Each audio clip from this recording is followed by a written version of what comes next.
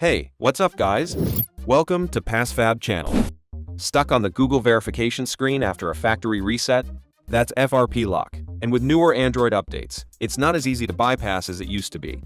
In this video, I'll walk you through two common approaches people are using right now. Let's start with the more traditional one. Method 1. VNROM bypass. This is the VNROM page that most people end up on when they search for FRP bypass solutions online. At first glance, it seems very simple and intuitive, but it's not that easy to use. To even use this method, you first need to get access to a browser on a locked phone.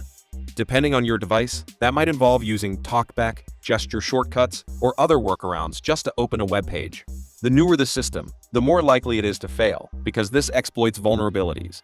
On this web page, you can use simple features to temporarily access your device. Scroll all the way to the bottom to find the FRP bypass tool. You can then use this tool to remove the Google restrictions on your device. And since different phones behave differently, this process often involves a bit of trial and error.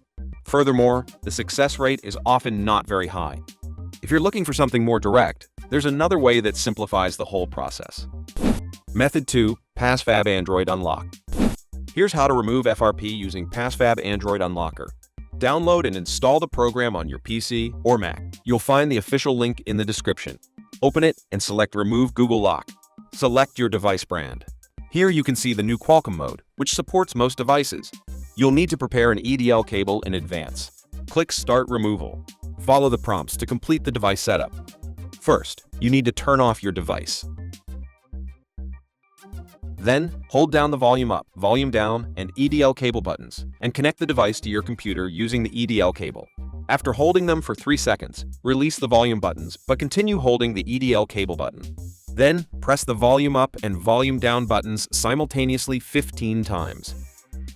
Once complete, the software will proceed to the device model selection screen.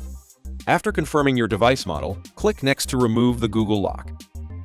After a few minutes, your device will restart. At that point, the Google verification screen will be removed, and you can set up your phone normally. So those are the two ways to deal with FRP. The manual method works, but it can take some time to figure out. If you'd rather keep things simple and get it done faster, you can check out PassFab Android Unlocker in the description. If this video helped, don't forget to like and subscribe for more guides.